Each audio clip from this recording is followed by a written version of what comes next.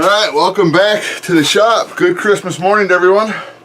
It's cold outside today. Got some snow. Snow yesterday, snow today, not that much. It's just getting quite cold and windy out. We're gonna be, right now I think we're supposed to be in the low teens with I don't know, 15-20 mile an hour winds, so it's gonna get gusty later on. Tomorrow's supposed to be single digits. We'll drop down below zero tonight, so it's gonna be really cold. So even though I got my little painting coveralls on, I'm not painting today, just because it is Christmas, and with you know, friends and family coming over, I don't want to have all the fumes from painting head upstairs. So what I'm going to work on today, and I'm going to go upstairs and get everything prepped for this, because I've got a lot of stuff stored upstairs, just to get it out of the shop. I'm going to clean up the shop a little bit.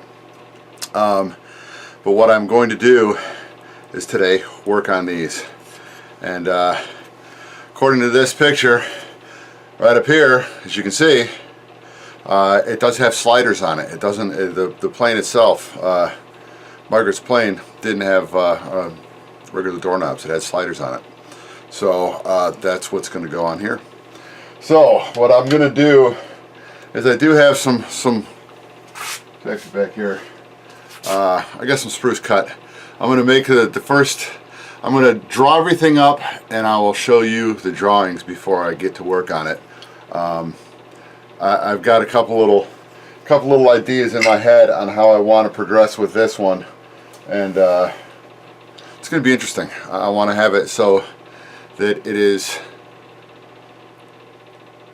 it can be kind of sort of slid together as one piece, if possible, but I'd like to make it so that if I need to replace the spring, say the spring breaks or something gets jammed up in there, where I could take the inside of the slide mechanism apart so I can fix it, because this is going to be permanently attached to the door. So I'm just trying to make things easier, you know, for the future, because usually if you have some, you know, insurance on something like this, you're never going to need it. So that's always been my little mantra. So all right, let me get everything pretty much cleaned up. I got a lot of little stuff, because you saw the shop from the last video I did. There's stuff everywhere, so I at least want to get the bench somewhat cleared off, because I don't need much room to work, but I just want to make it a little bit cleaner. So anyway, I'll bring it back as soon as I get something drawn up. Alright, here's kind of where I'm at. I ran through a couple options. I didn't actually put anything together. I was just drawing things out, and then a buddy of mine, Johnny Kappa, showed up, and we kind of kicked a couple ideas around, and here's what I ended up deciding on. It was a couple little ideas he kicked around that helped cement on the way I'm going to try to do this. Alright, so what I ended up doing was, my little pointer is going to be a piece of the puzzle. Alright, so what I ended up doing was, see if I can do this right, I kind of drew up a design, whereas this part right here in the middle that goes all the way through, that's going to be the rod. It's not going to be this rod. This is going to be what's going to come out of this slot right here. So what I'm going to do, let me bring this on up. I've already got this ready to go in the vise. This is where that slot's going to be drilled. Now, if I can line this up nicely so y'all can see it, that's close enough. I've got both pieces of wood mounted on top of each other. So I've only got to drill the holes through once, and I'll have two sets. Alright, what I'm going to end up doing is, once those are drilled, this is just another little piece, I'm going to cut that. So once the hole, I'm going to drill across this way. So I got to try to get this straight in my brain first. I'm going to drill across this way. Then once those holes are in, I'm going to come in at this angle and drill through this way vertically, or all the way longitudinally this way. And what that is, it's going to encompass two things. The first hole is going to go through, it's going to be sized up to this brass tubing. That's 156 thousandths or according to the book, it's a 5/32 hole. So that's where I'm going to start off. I was going to use this piece of 1/8 inch, but it ends up being not an 1/8 inch, it ends up being 3mm. So it was just a little too tight. It was about 2.5 thousandths too tight. So, and it's going to be easier to drill. But what I'm going to try to do before I go any farther with that stuff that's easier to drill, I do have 1/8 inch piano wire, which is hardened. It's spring steel. So I'm going to try to do it first with this, where I'm going to heat it up, get it hot, and normalize it like I had to do to my little pieces that I bent, because this is the same stuff I used. I'm going to grind a flat, and then in that flat I'm going to drill through, and this is what's going to go through here. So this piece is going to go through here, and then I'll either epoxy it in or I'll solder it in. I haven't decided yet. I may solder it in.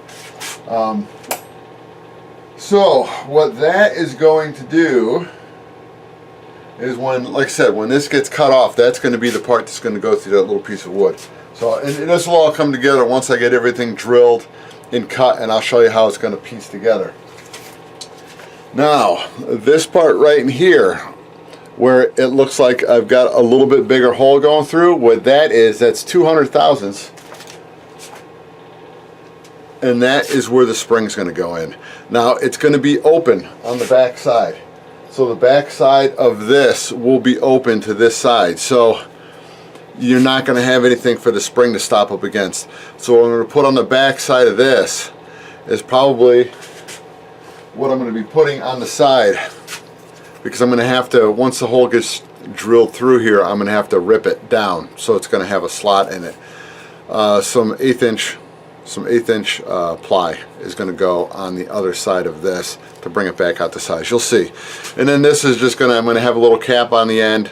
That it's going to have a hole drilled through it so that that rod can slide in and out. You'll see it. It's going to be, I'm sure it sounds confusing right now as I try to explain it, but it's all up here. So I understand what I'm going to do with it without showing you the parts. It's kind of hard. So let me go ahead and I will get everything drilled, ready to go, and with the hopes that everything will roll on this one. Then I can make two sliders. Then we'll be good to go. I'm hoping to take me maybe an hour to get this done. So it's almost 2. It's about 2 o'clock. So I should be back. Hopefully by 3 o'clock I'll have these things done and ready to show you.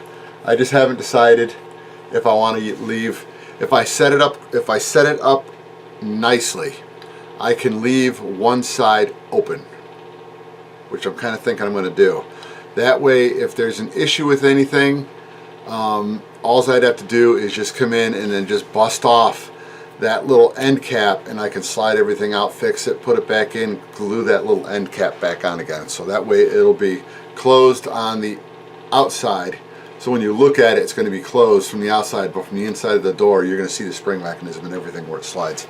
And that's just, I just want to make it so that if a problem does occur, I just take the door off, and it's an easy, it's a 1, 2, 3 fix, and something that if I had to fix it out of the flying field, I could fix it at the flying field. So, and that's the only reason why I'm doing it the way I'm doing it. It's just I'm overanalyzing again. So, all right, let me get everything drilled out. Any issues pop up, I'll bring it back in just to show you the issues as they come along. And if nothing bad happens, then I'll see you when I've got the first prototype done. All right, I lied. I said I'd be back in about an hour. It's been about 2 hours. It was substantially harder than I thought it was going to be. The first problem I ran into, this part of that little block that I cut was the easy part. I thought that was going to be the hard part. The hard part was because the grain, I don't know if you're going to be able to see this. You really can't see it too much because of the way it's cut. This is a really thick grain. It's a really wide grain on it with large opening. I don't know if you can be able to see it.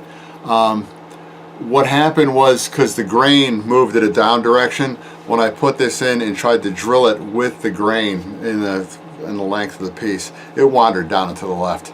So I figured I can either cut some more spruce and try to go 90 degrees to the grain on it, or I can just say the heck with it, let's find an easier way to do it. So I went from that to made one look like this, except it's not a piece of spruce, it's 2 pieces of plywood. So it's 1/8 inch plywood. Does the same thing, because this was going to end up being just a U-channel. You can see how, even though it failed, it was just going to be a U-channel, then I was going to put a piece on the top. Well, when I was making that, I decided I really didn't need another piece of wood. I just needed an L bracket. So, first thing I did was I made the little lock shafts on it before I went any farther on this little piece here. And so what I ended up making was 2 little nunchucks. So anyway, that's what's going to go inside. And this little thing offsets to one side for a reason, and you'll see very shortly. So what I ended up coming up with was this little gem. As you can see, it slides very nicely. This is the part that's going to hold the door shut. This is just, I had to make it longer so that it keeps stability through it. Now on the front, there is no little box to keep it from wandering. But there is on the back. Don't worry, I'll keep you up to date on this one. So anyway, now you can see that that's inside, and I've got the spring stretched out and it goes up against this back plate, and that's how everything gets taken care of. And that's the reason why I had to extend it on the other side, because the spring goes all the way up to that. Now, here's how it goes in the door. I've got the door set up, and what I said was I didn't have anything to hold the front end together. Through the hole, that's where the aluminum sleeve goes. So, and it was kind of difficult to get this right. So anyway, this piece will go on and it will slide through, and when I glue this down to the base, everything works nicely, just the way it's supposed to. And I torpedoed the nose to that, so that way it'll make it easier to get in and out of the door. Plus, when I mount the door, I'm going to line everything up and push on the back side of this and put a little dent into the wood. So that's going to tell me where I got to run the drill bit through. So that's it. I just got to glue it on and then go ahead and paint it. I mean, even though it's got, sorry about that, even though it's got everything in the wide open part of it, it's getting painted black. It's going to be the black brush on paint, because it looks like on her airplane it's black, where everything else was red. So or orange. So I'm going to paint that black. So, and even if I don't paint the backside, who cares? I mean, it's going to be on the inside of the plane. If you look through it, you're going to see it. I'll probably paint it, but I really don't have to paint it. I can get away with that. So, and I've got it sticking out 1/4 inch, because that's going to go, because the gap here is maybe this much. It might be a 32nd of an inch, so that's going to be more than enough to hold the door shut. So anyway, so there we go. So there's one. It's about 4, oh my gosh, it's almost 5 o'clock. It's dark outside. So it's almost time to call it a day. I wanted to get both of them done. I can get both done, but you won't see it. It's probably going to take me about another 45 minutes to get the other door finished and set up. I just haven't decided if I want to glue this in place yet. You know, I really want to glue it and clamp it right now, so I might go ahead and do that, just so that it's done. But you know, regardless, it's done. All right, good Wednesday morning, everyone. It's the 27th of December. -7 degrees. It's chilly. It's going to be a chilly day. All right, what I did was I'm back here in the little spray booth. I got to get it all set up. Luckily, a good friend of mine, Johnny, stopped by this morning. He knows I've been battling the temperature, even with my little heater and the intensity, the halogen lights. It still just does not get warm enough in here right now. It's just too cold. So I'm hoping you can see it nicely enough. He brought over a little Mr. Heater, little propane heater. So I'll get all the other heaters in here. Well, the other heater plus the propane, and this one throws out some good heat. So hopefully I can get it up to, you know, 65 degrees. That's about where it was at last time I was spraying. So if I can get up to about 65 degrees in there, I'll be good, because it's probably, I don't know, 50 degrees, or maybe a little bit less down there. So anyway, I'm gonna work on the plane. I'm gonna try to get the doors somewhat, sorry about that, I've got you back on the stand. And this phone call coming in. Johnny, I'll give him a buzz right back. So anyway, yeah, I'm going to go ahead and I'll try to get the doors mounted. I'm working on one of the, trying to multitask here, sorry about that. This one had a little bit of a weird little twist to it, and I don't know if I can work with it or if I'm going to have to cut it. It's not, because the door is not a structural part. If I've got to cut it, even if I cut it right down here at the lower part of this joint and just put a wedge in there and glue it, it's going to be good. But I had weight on it overnight, and it was probably somewhere around 10 pounds, and I was kind of counterbalancing. So I'm going to put the hinge screws back in just to see how everything lines up, and if it looks better, it'll work. If not, you know, it's the Taylorcraft. It's problems galore. So anyway, yeah, that's about it, and we'll see how far I can progress with this to get these little hinge pins, get the holes drilled in the fuselage and ready to go. So I'm hoping to get that one, get the second coat. I'm gonna respray the whole plane, the whole fuselage, and I've got to do another coat on the wings. So, and then it's all done. Then it's ready for black paint. So anyway, I'm gonna go ahead, shut you guys off, and get some stuff set up, and I'll bring it back.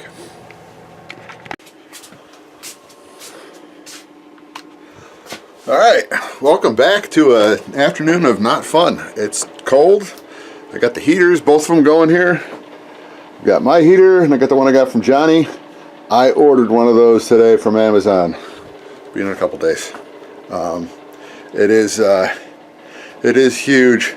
If you run them on, they go about 4 hours at low, which is enough to warm this up. And I just went through a canister. So anyway, I've got other canisters here for my propane torches. I can use those. Let me kind of show you sort of what I'm working with still. There are two, you can kind of see it. Let me see if I can see it. It's kind of speckled, because what I'm not doing on the top of this is I'm not blasting a full coat on. I'm going to go several, because you can see there's little areas that were, it's not 100% yet. I'll probably put on a couple more of these, like light, I don't want to call it a dusting coat, but it's pretty damn close to it. It's not a full coat where it fully flows out. What I did was the sides, you can see the little overspray dust.